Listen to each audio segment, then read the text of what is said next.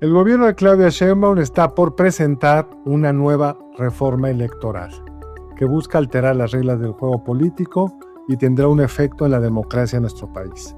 No sabemos realmente cuál es esta reforma, ni mucho menos si logrará los consensos, por lo menos entre la coalición gobernante, porque parece que no le interesa mucho la oposición. Pero son temas muy importantes y vamos a discutir cada uno de ellos con el consejero electoral Ip Espadas. Una propuesta electoral debe ser lo suficientemente clara para que el elector sepa por lo que está votando y sobre todo que sepa cuál va a ser el efecto de su voto. Nos moveremos hacia un régimen de mayor proporcionalidad o menos. A mí me parece que entre más elecciones o decisiones tengamos que tomar para que realmente sea una reflexión de la ciudadanía, pues va a costar más. Entiendo que todavía no hay una propuesta oficial. Bueno, a ver, sabemos poco realmente, se han vertido distintas opiniones, incluso las posiciones han cambiado durante estos meses. En estos días, por ejemplo, se manifestó de manera expresa que la intención desde la presidencia no es eliminar la proporcionalidad, sino modificar el mecanismo de listas plurinominales, que a mí tampoco me parece adecuado modificar ese mecanismo, pero que sin lugar a dudas es diferente modificar el mecanismo que modificar el producto final.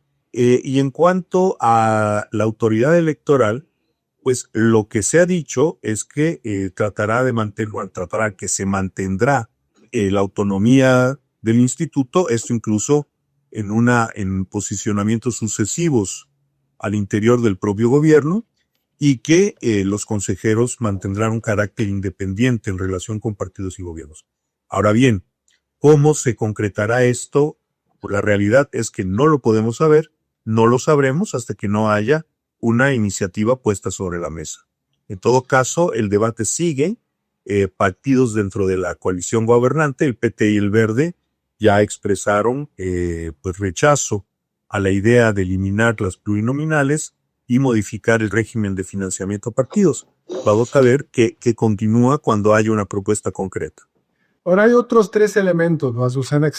Dos elementos centrales que se han discutido. Uno es adelantar la revocación de mandato, que realmente ya no es una revocación de mandato, sino se quiere usar como una suerte de reelección o ratificación de la presidenta Sheinbaum, adelantarla al 17 para que coincida con la elección constitucional de gobernadores y legisladores. Y la otra que hace una propuesta del INE, que parecería que hay simpatía dentro del Ejecutivo, que es posponer la elección que nos falta del Poder Judicial a un año después, es decir, al 28. ¿Qué has oído? ¿Qué te parecen estas dos propuestas, Azucena? Bueno, yo lo que veo es que tenemos como algunas cuestiones que son más justamente como correspondientes a las elecciones, al tema, por ejemplo, de la reducción de diputaciones 1, que ya nos dijo Keith que por ahí parece que no va, y luego está estas añadiduras, ¿no? Como el tema de la revocación del mandato. Interesante, creo que comparar lo que pasó en el sexenio pasado, en donde se propuso algo similar y no se dio, y la revocación fue un año después, ¿no? Ahí lo interesante sería analizar qué tanto podemos esperar que las personas realmente estén interesadas en evaluar las elecciones a los candidatos en un mismo momento o de manera separada. Por supuesto, también ahí tiene que ver pues toda la parte logística de tener todo al mismo tiempo, y ahí está lo que mencionas, Carlos, sobre el tema de la reforma, lo que falta de la reforma judicial. A mí me parece que si estamos hablando de reducir costos, poner todo en el mismo momento, pues suena como que no va a alcanzar para organizar tanto, para informar tanto. Bueno, hay dos, ahí se puede decir, hacemos todo al mismo tiempo y no tenemos que repetirlo, ¿no? Porque cada elección en sí da cuenta. Pero ahora yo querría voltear un poco, Uki. Es la primera vez que quien gana un proceso electoral propone una reforma electoral. En el pasado, las reformas electorales se habían hecho para acomodar las protestas de los derrotados de diversas formas. Y los procesos siempre habían sido hubiera tenido dos elementos, y corrígeme si no es el caso. A ver, yo creo que hay diferentes matices. La reforma del 77 no fue promovida por la oposición. La reforma del 77 fue promovida desde el interior del PRI ante un escenario en el que se habían convertido el partido electoralmente único y que esto generaba una pérdida de legitimidad para un gobierno de partido de Estado que entendían la necesidad de recuperar su legitimidad y por dónde buscarla. Las reformas de Salinas de Gortari tampoco se hicieron buscando consensos con la oposición, se hicieron buscando consensos con el Partido Acción Nacional, con una abierta resistencia en muchos de sus puntos, destacadamente del PRD, aunque no solo del PRD, por ejemplo, en las distintas versiones de la cláusula de gobernabilidad. La cláusula de gobernabilidad, así llamada, que se acepta finalmente, la del 8% de sobrerepresentación, esto es con Zedillo, no con Salinas. Y bueno, efectivamente se dieron en consenso, eso es real. No descalificaría yo una potencial reforma por el hecho de que sea iniciada desde el gobierno. Me parece que la calificación de la reforma no va a depender del método, va a depender de su producto. Es decir, que la reforma haya empezado dentro del gobierno, pues es una característica que puede ser significativa o no, dependiendo de lo que venga en el texto de las leyes. También es verdad que dentro de la propia coalición gobernante no hay una posición única en torno al sentido que debe tener esta reforma. En ese sentido, no descalificaría yo la reforma por estas condiciones previas. Tampoco la declararía yo valiosa por sí misma. Antes, reitero, de ver el contenido.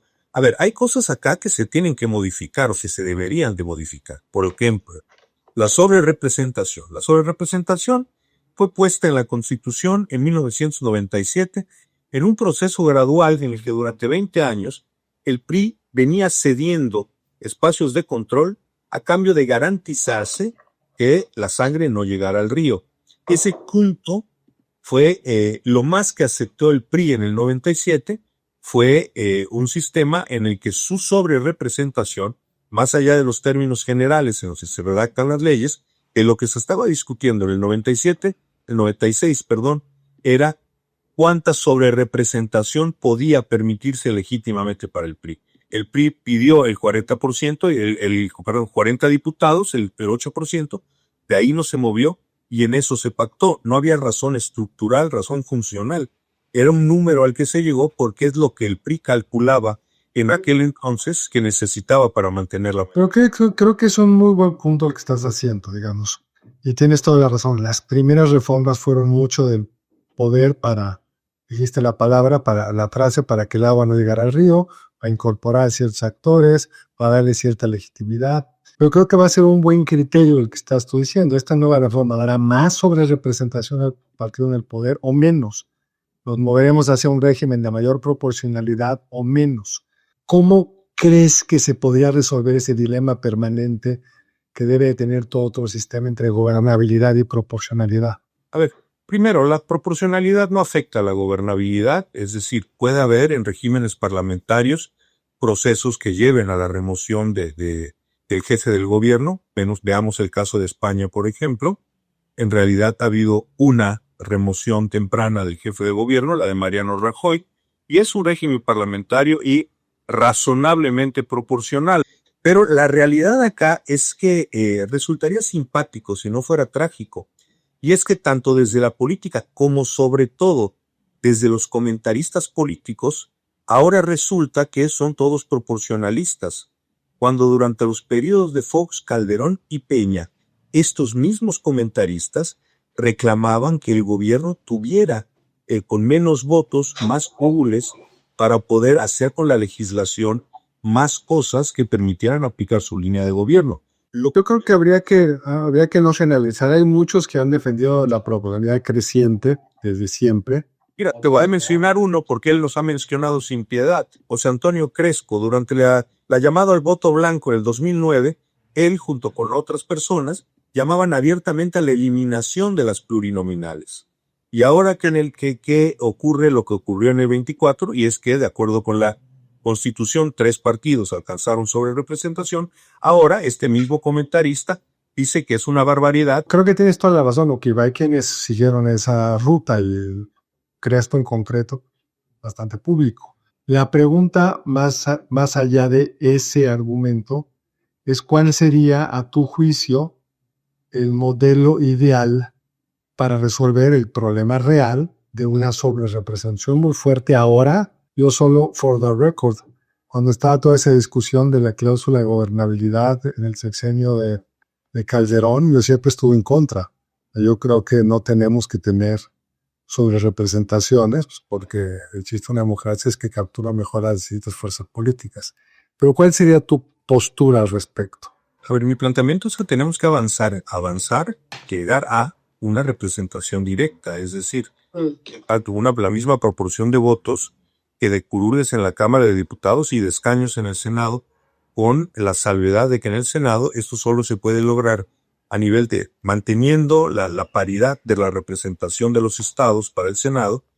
La proporcionalidad solo se puede obtener en cada estado, no en el conjunto del país. Pero me parece que de cualquier manera sería un avance, es decir, con los números actuales, elegir 4 senadores por lista a representación proporcional directa, cociente natural y resto mayor, o mejor todavía, con fórmulas de D'Hondt, que garantiza la mayor representatividad de todos los electos. Y yo creo que en realidad se deberían elegir 5 senadores por estado en este sistema. Sí, entre más grande sea el número, al de cierto límite, más logras capturar a las posiciones minoritarias. Creo que tienes toda la razón en las dos. ¿Y te imaginarías que solamente diputados de representación proporcional en 5 circunscripciones? O un sistema mixto de representaciones estatales proporcionales, digamos que 300, los 300 que actualmente son unis, o mejor todavía, solo 250, distribuidos entre los estados, pero que no se eligieran en un distrito cada uno, sino, como proponía el plan A, se eligieran en lista proporcionalmente en cada estado, los que correspondieran al estado, y además otros 250, si se quiere con la distribución actual, otros 200 que se eligieran, podría ser en 5, a mí me gustaría más que fueran en 3 circunscripciones a representación proporcional. ¿Por qué preferiría yo 3 circunscripciones que 5?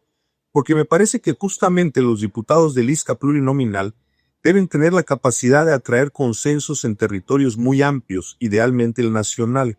Esto es, el país no se puede reducir a 300 distritos y asumir que la suma de lo que gana en 300 distritos nos da un reflejo de la sociedad a nivel nacional. Creo que la otra pista de competencia es muy importante. Creo que gran parte del desprestigio de las listas plurinominales deriva de que no se votan en una boleta propia, como se hizo en 1989, 1982 y 1985, sino que se votan a escondidas al reverso de la boleta de uninominales. Recordemos lo que pasaba en 79, 82 y 85.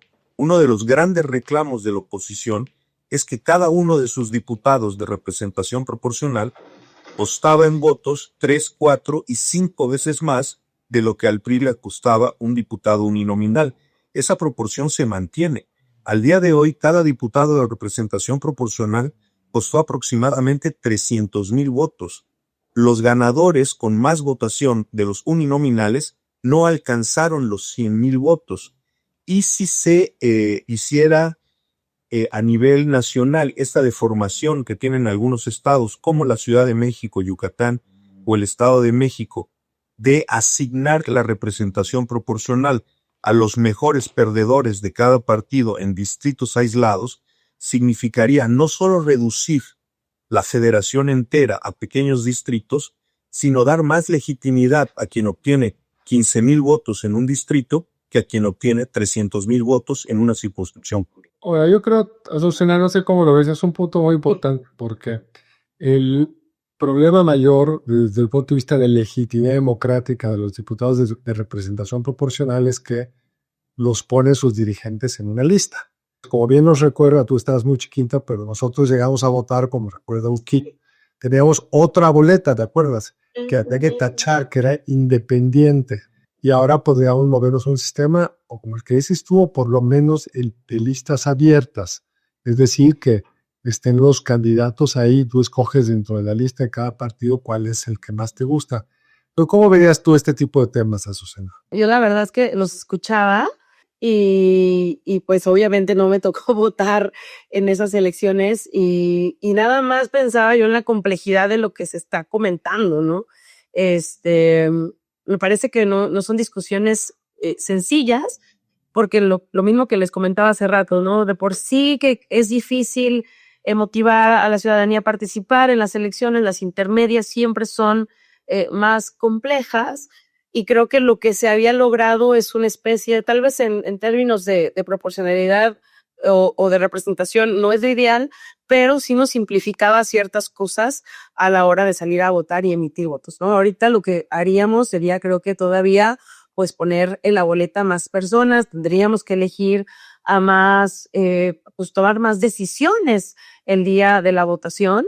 Entonces, pues ahí vuelvo al tema de los costos de las elecciones y de que, pues, a mí me parece que entre más elecciones o decisiones tengamos que tomar para que realmente sea una reflexión de la ciudadanía, pues va a costar más. Y les digo, creo que un punto que me hace reflexionar en esta conversación es todos estos temas se van a poder dialogar, vamos a poder llegar a un consenso en el mes, 2 meses que se están pensando para que la reforma quede lista, consejero, o cómo podemos transitar hacia un entendimiento, ¿no? Y también creo que es muy importante el papel de ustedes como consejeros, porque hasta ahorita, pues más bien ha estado en la comisión presidencial la redacción de la reforma. Entonces, ¿cómo vemos, dada la complejidad, el transitar de una manera pues pronta y expedita para lograr tener consensos? A ver, es que me parece que tenemos que asumir que los consensos no van a generar unanimidades. No se supone que sea así. Me parecería aterrador que las cámaras empezaran a sacar votaciones unánimes. No. Sociedad diversa, somos una sociedad que piensa distinto sobre muchos temas. Es correcto que eso se traduzca al debate político, y también es correcto que si no se logran los consensos necesarios, que tenemos a la vista en este momento, no todas las propuestas que se han expresado desde el gobierno, desde Morena, tienen consenso con sus aliados. Olvidémonos de la oposición por un momento. Bueno, pues si ese consenso no se logra, no habrá reforma y asunto que se acabó. Lo otro es, y sí quiero retomar el asunto de las listas abiertas, es que lo que parece más democrático y lo que realmente es más democrático son cosas distintas. Plantear que listas abiertas son por definición, en realidad lo que estamos hablando son de listas bloqueadas, no de listas abiertas. Es decir, una lista bloqueada es donde los lugares están asignados. Una lista abierta es donde cualquiera puede meter a otra persona a la lista. Lo curioso es que en lo que se objeta en las plurinominales no se objeta en las unis. En las nulis también votamos por listas cerradas. Es decir, nadie puede decir, pues yo quiero que el suplente sea el propietario y le doy mi voto al suplente. Es una planilla de 2 con lugares asignados que el elector no puede mover. Y eso da certeza. Yo lo que creo es que los partidos deben presentar listas cerradas, donde cada partido dice, este es el núcleo de lo que yo te propongo que sean mis legisladores. Puedes darme el voto a mí, puedes darle el voto a otro partido, exactamente igual que con las uninominales. Por cierto, las candidaturas uninominales también las deciden las dirigencias partidistas. La alternativa sería tener primarias, ¿no? Como en algunos países que son obligatorias. Y aquí también ya ha habido, ¿no? En México también ya se ha intentado. Bueno, algunos partidos lo han intentado, algunos lo hicieron siempre. En la izquierda esto se empezó a hacer en el PMS y generó grandes destrozos al interior de los partidos. Sí. Recurrir a la medición de fuerzas es una última instancia. Si no nos podemos poner de acuerdo, resolvámoslo por una medida de fuerza. En el PRD lo decíamos directamente. ¿Para qué lo vamos a discutir si lo podemos resolver a trancazos? En lugar de que decidamos quién es la persona que mejor trabajo hará como legislador y ponerlo en el primer lugar de la lista, pues contemos clientes y el que traiga más clientes a la urna, ese es el que gana. Está bien, un partido puede dirimir así sus conflictos, pero no me parece bien que esa dinámica se le traslade a la sociedad en su conjunto. A ver, la sociedad en su conjunto vota teniendo conocimientos generales y difusos. Exacto. Ofertas partidistas. Así es acá, así es en Suiza. En todos lados. No diría yo en la Gran China, por la Gran China, pues las elecciones no son como son acá. Pero a ver, a mí me parece que una propuesta electoral debe ser lo suficientemente clara para que el elector sepa por lo que está votando y sobre todo que sepa cuál va a ser el efecto de su voto. Digamos, entiendo tu punto, pero si hay países donde las listas abiertas han permitido una mayor definición de... Sí, tiene razón, las líneas desbloqueadas pues permiten a los distintos candidatos que proponen los partidos ver cuál es el que tiene la mayor simpatía de la gente, que me parece democrático. Ciertamente, si tú tienes una lista gigantesca como la del Poder Judicial, la cantidad de información es casi imposible de resolver y lo acabaron resolviendo de arriba abajo con los famosos acordeones. Ahora, ese es el punto de la representatividad, del tema quizá más complicado con la oposición, es qué hacemos con los diputados o con la proporcionalidad de la representación en general. El segundo tema es el financiamiento de los partidos. ¿Cuál es para ti el tipo de temas que deberíamos de poder resolver mejor y para lo cual valdría la pena cambiar las actuales reglas? A ver, yo creo que la gran virtud del actual sistema de financiamiento que nace en el 96 es que evita que los partidos opositores, sin acceso ilegal a dinero público, puedan tener mínimos de recursos económicos para competir. La ilusión de que un elevado financiamiento público iba a evitar la introducción de dinero ilegal a las campañas, y quiero decir, dinero ilegal no me estoy refiriendo nada más al dinero de la delincuencia organizada, sino a dinero que entra ilegalmente porque no debería entrar. Es decir, dinero de empresas que fue ganado con toda legalidad, si entra a las campañas electorales, entrará ilegalmente porque las empresas no pueden donar. Entonces, la entrada de dinero ilegal, como se ve en las multas que el INE aplica campaña por campaña, no se evitó con el elevado financiamiento. Sin embargo, sí se logró que los partidos con menor tamaño o sin posiciones de gobierno pudieran competir con eficacia.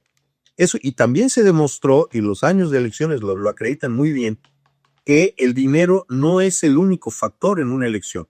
Más aún, que si la oposición cuenta con ciertos mínimos de recursos y apoyo social, no se le puede ahogar con grandes cantidades de recursos. Es decir, oposiciones con pocos recursos sistemáticamente le ganan a partidos de gobierno que evidentemente recurren a fondos públicos. La historia de las multas del INE lo refiere. Pienso en Amigos de Fox, pienso en el Pemex Gate, pienso en otros procesos.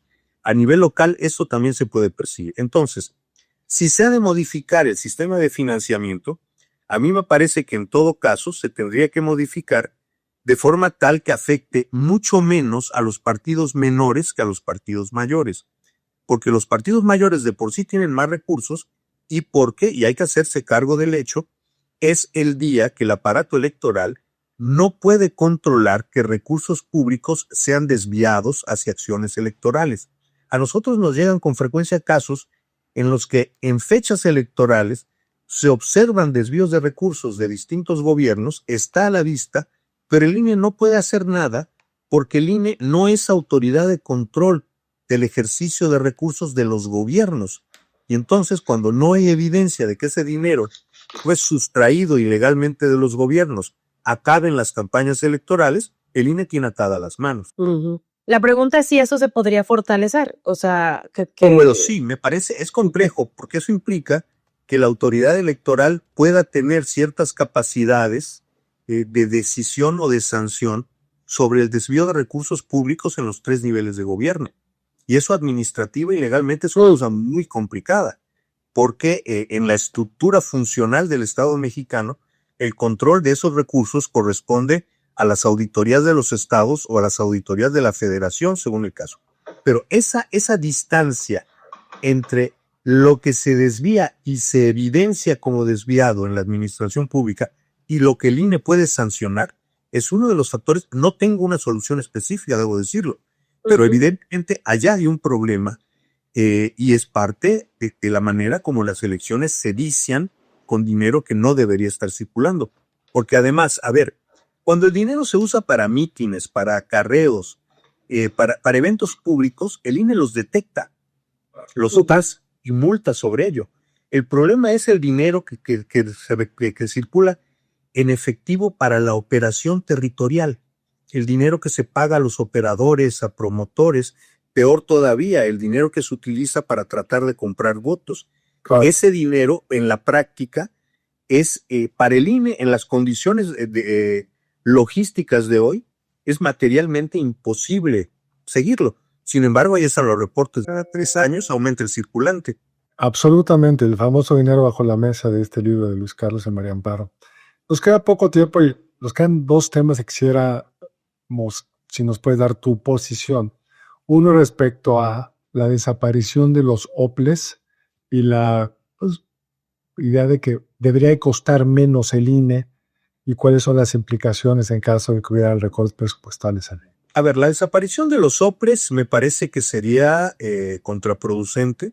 Los OPLES cumplen funciones, que si no los cumplen los OPLES, los van a tener que cumplir el INE. Y eso cuesta. La idea de retiremos las elecciones de los OPLES y que las haga el INE con los mismos 2 pesos de los que vamos a sacar al final para echarnos una lipus, no se puede. A ver, como consigna, como finalidad política, decir vamos a hacer más con menos, está bien. Como proyecto de intención, está bien. Pero pretender que esto es real, es decir, que si con 20,000 millones de pesos el INE organiza una elección federal, credencializa, etcétera, y con esos mismos 20,000 millones va a poder hacer además 32 elecciones estatales, no es verdad. No va a ocurrir, no va a pasar, simplemente no puede pasar, no hay forma de organizar esas elecciones. Y en esa medida me parece muy sano que los OPLES sobrevivan. Otra cosa es que hay que ver los mecanismos de designación de los consejeros locales y todo eso. Eso me parece que es algo muy aparte. Y en cuanto al costo del INE, no, pues a ver, otra vez, si a mí me dicen el INE cuesta 20,000 millones de pesos al año, yo digo, chale, esa es harta lana, ¿no? Hay días que no lo gano. Pero la realidad es que vamos desglosando. La tercera parte de ese dinero se va para credencializar. Y en algún debate una diputada me decía, es que la credencial es muy cara. Mentira. La credencial cuesta 11 pesos y debe ser. Es un extraordinario sistema el que tenemos con el INE porque es barato, es de calidad, es confiable, es un buen servicio para el ciudadano. Es de las veces que vas y dices, Claro. el gobierno funciona. De hecho, una muy buena parte del respaldo social que tiene el instituto deriva de la efectividad de los procesos de credencialización. Y se ocupa para todo. Entonces, yo creo que es parte del acercamiento de las juventudes, por ejemplo, ¿no? Para todo el tema político. O sea, garantizas que al menos tienen que ir a sacarlo. Entonces, sí, eso yo creo que vale la pena el costo. Nos está presionando ya el tiempo. Yo querría aprovechar tu extraordinario conocimiento de los temas electorales para el otro tema que está en discusión, que es ¿qué sucedería? ¿Tiene sentido empatar la elección constitucional de diputados, gobernadores con la de revocación de mandato? Tema crucial. A ver, a mí me parece que las concurrencias son un error desde el principio. La elección presidencial atropella, por decir solo un caso, las elecciones de diputados locales. Claro, decirlo con absoluta claridad, en la elección de 2018, Andrés Manuel iba en 6 boletas. Mucha gente no se enteró de lo que votaba en las otras boletas, porque en todas las boletas era el apoyo a la extraordinaria popularidad de Andrés Manuel. A ver, como momento político, etcétera, puede recibir muchos análisis. Como diseño electoral, yo quiero que la ciudadanía sepa qué es lo que está votando y que si está votando diputados locales o diputados federales, sepa qué es lo que está votando. Y en ese sentido, me parece que las concurrencias nacieron enfermas, porque además no es verdad que ahorraran dinero. Lo que antes se ahorraba en 2 fechas, se ahorra todo en la misma fecha. Cada candidato va por lo suyo y saca dinero de donde se quiera. Si se quiere ahorrar dinero, hagamos las elecciones menos concursales, reduzcamos la urgencia de competitividad. Si nos vamos por listas, donde como en cualquier país del mundo sean efectivamente los dirigentes partidistas los que ocupen los primeros lugares de la lista, como oferta política clara y directa a la ciudadanía, lo que estará en disputa no serán las cabezas de los dirigentes y eso, créanme, sería un estímulo muy importante para dejar de obtener recursos ilegales para meter a las campañas. Pero además, otra vez, le daría certeza al electorado. Ese es el partido mengano. sus dirigentes son esos y son los que van a ir a las cámaras. Estoy de acuerdo con eso, voto esa boleta. No estoy de acuerdo con eso, voto otra boleta. Entonces, para responder, la concurrencia de elecciones de una naturaleza totalmente diferente, como la elección judicial o la revocación de mandato con la elección de legisladores, me parece que tendría los mismos vicios que la concurrencia, pero potenciados. Es decir, la votación de diputados incidiría en cómo se va a votar en la revocación de mandato y de alguna manera también incidiría en la elección de jueces, aunque de la manera como está planteada la boleta es una cosa muy compleja y poco entendible para el elector, y que debería de por sí cambiarse. Si se hace en una elección concurrente, dificulta el cómputo en las casillas de manera brutal. Que el cómputo no se pudiera hacer en las casillas en la elección judicial ya fue un problema grave que se debe de solucionar. Si lo combinamos con la concurrencia de otros dos procesos electorales, tendremos una complejidad inmanejable. Olvídense de la autoridad. Está bien, la autoridad no importa, al INE péguenle. Pero para la ciudadanía sería un proceso electoral prácticamente indescifrable. Pues la verdad, consejero, yo he aprendido mucho. Te agradezco tu claridad, tu puntualidad. Y si nos lo permites, invitarte nuevamente cuando ya tengamos la reforma. Porque bien dijiste, tenemos que juzgar la reforma en función de lo que realmente produzca. Efectivamente. Pero muchas gracias. Y Azucena, ¿quieres cerrar con algo? No, pues también agradecer el conocimiento, el vasto conocimiento. Creo que hemos aprendido mucho y me encantaría volver a juntarnos para ya analizar lo que salga. Y bueno, muy claro todo. Muchas gracias. Muy amables, muchas gracias. A ustedes, muchas gracias por acompañarnos. Nos seguimos escuchando aquí Con Su Permiso.